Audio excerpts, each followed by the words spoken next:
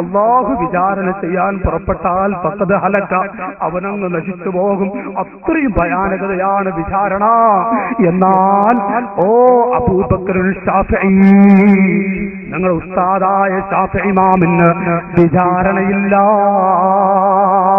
ഞാൻ റബ്ബിനോട് ദുആ ചെയ്തിട്ടുണ്ട്, ബികസറത്തി സ്വലാത്തി അലയ്യ, എന്റെ മേൽ സ്വലാത്ത് വർദ്ധിപ്പിച്ചത് കാരണമായി. അതുകൊണ്ട് ശാഫിഈ ഇമാം പഠിപ്പിക്കുന്നു, സ്വലാത്ത് വർദ്ധിപ്പിക്കുന്നവന് കടമുണ്ടാവില്ല. കടം തീരണമെന്ന് പറഞ്ഞിട്ട് സ്വലാത്ത് വർദ്ധിപ്പിച്ചോ, അല്ലാഹു അവനെ കടം കൊടുത്തു കുടിക്കില്ല. രോഗമുള്ളവർ സ്വലാത്ത് വർദ്ധിപ്പിച്ചോ, രോഗം കൊണ്ട് അല്ലാഹു പരീക്ഷിക്കില്ല. വീട്ടിൽ ഷർറുകളും പൈശാചികമായ ഷർറുകളിൽ നിന്നും ഉമ്മമാരെ സ്വലാത്ത് കൊണ്ട് രക്ഷപ്പെടുത്താൻ കഴിയുമെന്ന് കാരുണ്യത്തിന്റെ നേതാവ് നബി സല്ലല്ലാഹു അലൈഹി വസല്ലം തങ്ങളെ കൊണ്ട് രക്ഷപ്പെടാൻ കഴിയുമെന്ന് ആരിഫീകൾ പഠിപ്പിക്കുന്നു.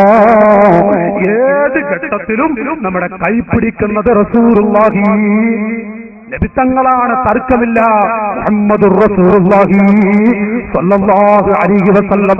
അതുകൊണ്ടല്ലേ ഒരു ഗതിയുമില്ലാത്ത കാട്ടറബിയായ ഒരു മനുഷ്യൻ, അഷ്റഫുൽ ഖൽഖ് സ്വല്ലല്ലാഹു അലൈഹി വസല്ലം നബിതങ്ങളുടെ അരികിലേക്ക് വരുന്നു. നബി സല്ലല്ലാഹു അലൈഹി വസല്ലം തങ്ങൾ നമ്മുടെ അഭയകേന്ദ്രമാണ്. കാട്ടറബിയായ മനുഷ്യൻ നബി തങ്ങളുടെ അരികിൽ വന്നിട്ട് പറഞ്ഞു, യാ മുഹമ്മദ്. ഒരു വിളി അങ്ങ് വിളിച്ചപ്പോൾ തന്നെ തോന്നി ഇതൊരു കാട്ടറബി തന്നെ, ഒരു കാട്ടറബി തന്നെയായിരിക്കും. കാരണം വിളി അങ്ങനെയല്ല, പല വഹാബികൾ വിളിക്കുന്ന യാ മുഹമ്മദ്, ഒരു കാട്ടറബിയാ തോന്നി. അങ്ങനെ റസൂലുള്ളാഹിനെ വിളിച്ചപ്പോ എന്താണ് മോനെ? അവിടുന്ന് പറഞ്ഞു, നബിയേ മുഹമ്മദേ എന്ന് വിളിച്ചിട്ട് പറഞ്ഞു, എനിക്ക് 4-5 മക്കളുണ്ട്. ആ മക്കളെ പോറ്റാൻ ആരുമില്ല. ആ മക്കളെ പോറ്റാൻ എന്റെ കയ്യിൽ ഒന്നുമില്ല, ഒരു ഒട്ടകമാണുള്ളത്. ആ ഒട്ടകത്തെ അബൂജഹൽ എന്നെ ഭീഷണിപ്പെടുത്തി കൊണ്ടുപോയി നബിയേ. വഴിയിൽ വെച്ച് ഞാൻ അബൂബക്കറിനെ കണ്ടു. ഞാൻ ആ സമയത്ത് അബൂബക്കറിനോട് പറഞ്ഞ വിഷയം. അപ്പൊ എന്നോട് പറഞ്ഞു, നബിയേ നിങ്ങളുടെ അരികിലേക്ക് വരാൻ എനിക്ക് നിങ്ങളെ പരിചയമില്ല.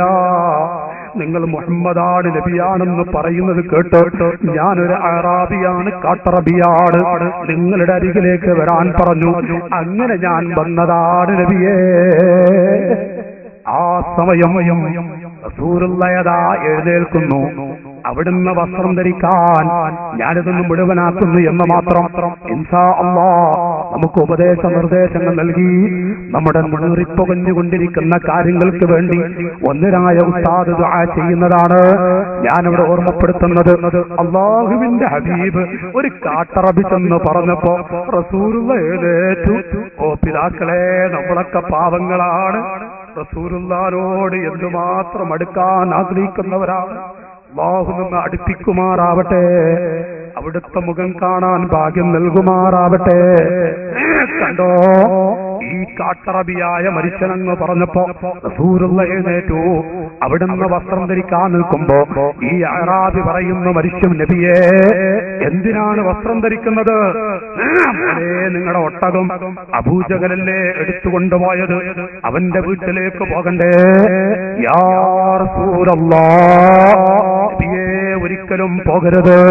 ഞാൻ വരുന്ന സമയത്ത് വഴിയിൽ ധീരനായ ഉമർ വാള് പിടിച്ചു നിൽക്കുന്നുണ്ട്. അന്ന് ഉമറുൽ ഫാറൂഖ് ഇസ്ലാമിലേക്ക് വന്നിട്ടില്ല. ധീരനായ ഉമർ വാള് പിടിച്ചു നിൽക്കുന്നുണ്ട്. ഞാൻ ചോദിച്ചു, ഉമറെ ആരുടെ തലയെടുക്കാനാണ്? എന്നോട് ഉമർ പറഞ്ഞത് മുഹമ്മദിന്റെ തലയെടുക്കാനാണ്. ദാറുൻ നദ്വത്ത് അഥവാ നദ്വത്ത് ഓഫീസ്, അബൂജഹലിന് ഇഷ്ടമുള്ള പേരാണ് നദ്വത്ത്. ദാറുൻ നദ്വ, ലോകത്ത് ആദ്യമായി പുന്നാര തങ്ങൾ സാധാരണ മനുഷ്യൻ എന്ന് പറഞ്ഞത് ദാറുൻ നദ്വത്തിൽ വെച്ചിട്ടാണ്. ഇന്ത്യയുടെ മണ്ണിൽ ആദ്യമായി റസൂലുള്ളാഹി സാധാരണ മനുഷ്യൻ എന്ന് പറഞ്ഞത് നദ്വത്ത് ഓഫീസിൽ വെച്ചുകൊണ്ടല്ലേ. മഅദല്ലാഹ്, ലോകത്തിന് നദ്വത്ത് എന്ന പേരുള്ള ആ പേരുള്ള ഓഫീസിൽ വെച്ചുകൊണ്ട് നബി തങ്ങൾ സാധാരണ മനുഷ്യൻ എന്ന് പറഞ്ഞുവെങ്കിൽ കണ്ടോ, അവിടെ വെച്ച് തീരുമാനിക്കുന്നു ആരാണ് മുഹമ്മദിന്റെ തലയെടുത്തു വരുന്നത്, അവർക്ക് എന്റെ വക 100 ഒട്ടകം കൊടുക്കാം, 100 ഒട്ടകം കൊടുക്കാം. മുസ്ലിമീങ്ങളെ ഉമർ എഴുന്നേറ്റു, ധീരനായ ഉമർ എഴുന്നേറ്റിട്ട് പറഞ്ഞു, യാ അബുൽ ഹക്കം, ഞാൻ കൊണ്ടുവരാം, എനിക്ക് 100 ഒട്ടകം നൽകുമോ? ഉടൻ തന്നെ അബൂജഹൽ പറഞ്ഞു, നഅം, 100 ഒട്ടകം ആ സമയത്ത് നൽകും. അതാ ഉമർ വരുന്നു, തിളക്കമുള്ള അവിടുന്ന് മൂർച്ചയുള്ള വാള് പിടിച്ചു വരുമ്പോ ഈ കാട്ടറബി കാണുകയാണ്. ആ കാട്ടറബിയോട് പറയുന്നു, മുഹമ്മദിന്റെ തലയെടുത്താൽ എനിക്ക് 100 ഒട്ടകം കിട്ടും. യാ റസൂലല്ലാഹ്, എന്നോട് ഉമർ പറഞ്ഞു, നബിയെ പുറത്തു പോകരുത്. അബൂബക്കർ പറഞ്ഞത്, നിങ്ങളുടെ റബ്ബിനോട് ദുആ ചെയ്താൽ എന്റെ ഒട്ടകം അങ്ങ് കിട്ടുമെന്നാണ്. അതിനാണ് ഞാൻ വന്നത്. പുറത്തു പോകല്ല നബിയെ. ഒരു കാട്ടറബിക്ക് പോലും റസൂലുള്ളാഹിനോട് പാവങ്ങളെ സഹായിക്കുന്ന വ്യക്തി എന്ന നിലക്ക് വല്ലാത്തൊരു സ്നേഹം. അവിടുന്ന് റസൂലുള്ള പുഞ്ചിരിക്കുന്നു, ഫതബസ്സമാ, എന്നിട്ട് പറയുന്നു, മോനെ, റഹ്മാനായ റബ്ബിനെ അല്ലാതെ ലോകത്ത് മറ്റാരെയാ പേടിക്കേണ്ടത്? ആരെയും പേടിക്കണ്ടല്ലോ എന്ന് പറഞ്ഞ് എഴുന്നേറ്റ് വസ്ത്രം ധരിച്ചുകൊണ്ട് ഉമ്മമാരെ അബൂജഹലിന്റെ വീടിന്റെ അരികിലേക്ക് വരുന്നു. ഏതാണ് അബൂജഹൽ? റസൂലുള്ളാഹിന്റെ തലയെടുത്താൽ 100 ഒട്ടകം കൊടുക്കാമെന്ന് പറഞ്ഞ അബൂജഹലിന്റെ വീട്ടിലേക്കാണ് വരുന്നത്. റസൂലുള്ളാഹിന്റെ ഏറ്റവും വലിയ ശത്രു പുല്ലാര തങ്ങളെ തലയെടുത്തിട്ട് അവിടുത്തെ തലച്ചോറ്റിൽ വെള്ളമൊടുക്കി മക്കയിലൂടെ കൊണ്ടു നടക്കാൻ ആഗ്രഹിച്ചു നടക്കുന്ന അബൂജഹലിന്റെ വീട്ടിലേക്ക് പാവങ്ങളുടെ കണ്ണീരപ്പാൻ റസൂലുള്ള വരുന്നു. അതാ വാതിൽക്കലെത്തി, പറമ്പിലേക്ക് വരുന്നു, അവിടുത്തെ വാതിൽക്കലെത്തി.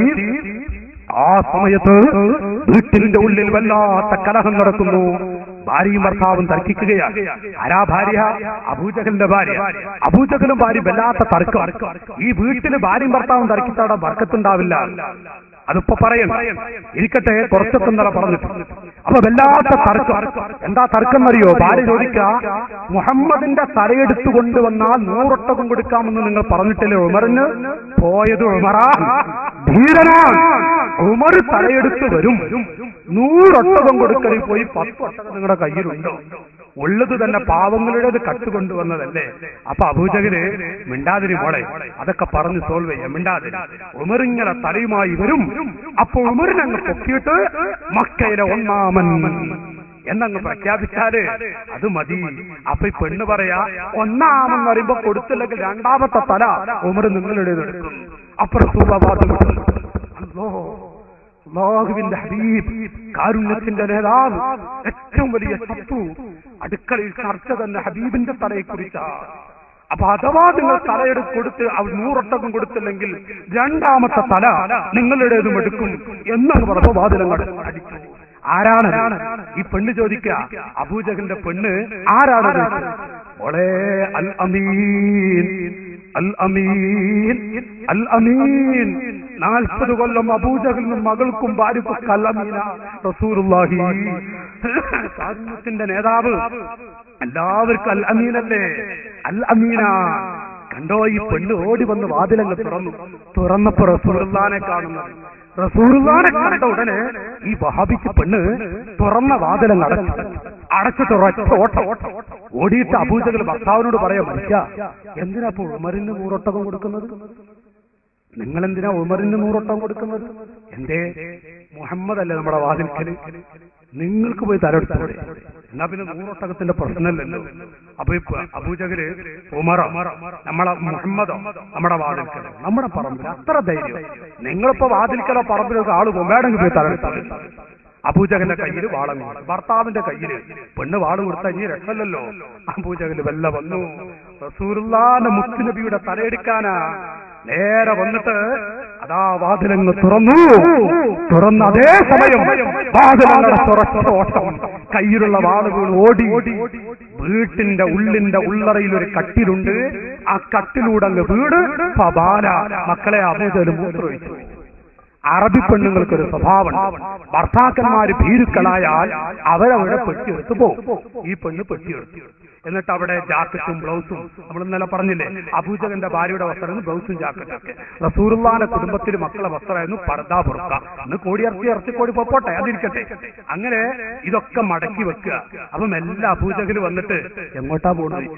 എങ്ങോട്ടാണ്? അവ ഈ പെണ്ണ് ഞാൻ എന്റെ വീട്ടിലേക്ക്. എന്തേ?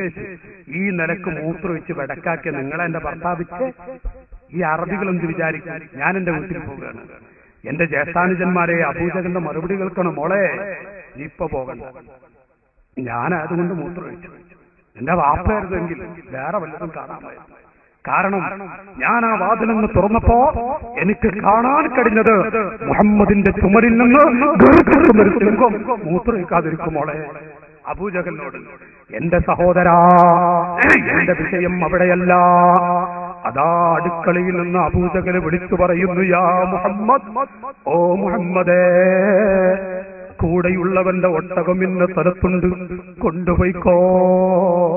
ഈ പാവപ്പെട്ട കാട്ടറബി, ഒരുപാട് മക്കളെ പോറ്റാൻ ഒരു വഴിയുമില്ലാത്ത മനുഷ്യൻ, ആ മനുഷ്യന്റെ കയ്യങ്ങ് പിടിച്ചു. റസൂലുള്ള പിടിച്ചിട്ട് അടുക്കളയുടെ ഭാഗത്ത് കൊണ്ടുപോയി, ഏതൊട്ടകമാണ് നിങ്ങളുടെ ഒട്ടകം? അതാ കാണിച്ചു കൊടുക്കുമ്പോ റസൂലുള്ള അതിന്റെ കാരങ്ങ് അടിച്ചിട്ട് ആ പാവപ്പെട്ടവന്റെ കയ്യിലങ്ങ് കൊടുക്കുമ്പോൾ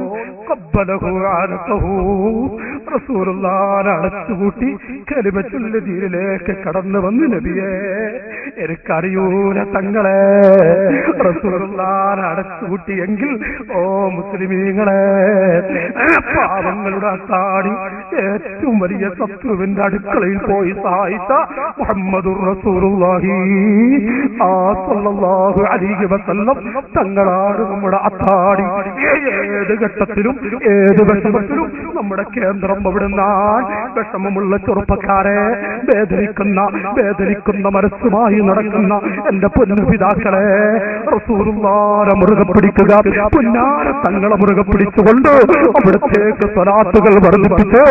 ഞാൻ നീട്ടുന്നില്ല, നീണ്ടത് ക്ഷമ ചോദിക്കുന്നു എന്റെ പിതാക്കളോട്, ചെറുപ്പക്കാരോട്, ഉമ്മതങ്ങന്മാരോട്. അത് സൂക്ഷിച്ച് പൊന്നാര തങ്ങളെ മുറുകെ പിടിച്ചുകൊണ്ട്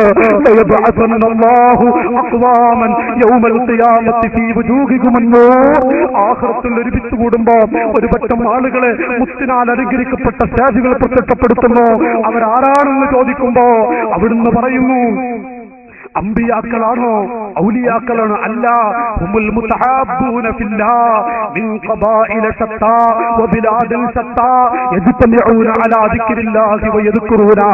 അല്ലാഹുവിന്റെ ദിക്ർ ചൊല്ലാൻ പല വീട്ടിൽ നിന്നും പല നാടുകളിൽ നിന്നും വന്ന് ഒരു മജ്‌ലിസിൽ ഒരുമിച്ച് കൂടി ദിക്ർ ചൊല്ലിക്കൊണ്ട് ദുആ ചെയ്യുന്ന ആളുകൾക്ക് മുത്തിനാൽ അലങ്കരിക്കപ്പെട്ട സ്റ്റേജുകൾ അല്ലാഹു കൊടുക്കുമെന്ന് റസൂലുള്ളാഹി പറഞ്ഞുവെങ്കിൽ ആ സ്വലാത്തും ദിക്റും ചൊല്ലാൻ പോകുന്ന ഈ മജ്‌ലിസിൽ അല്ലാഹു നമുക്ക് ബറക്കത്ത് നൽകുമാറാവട്ടെ.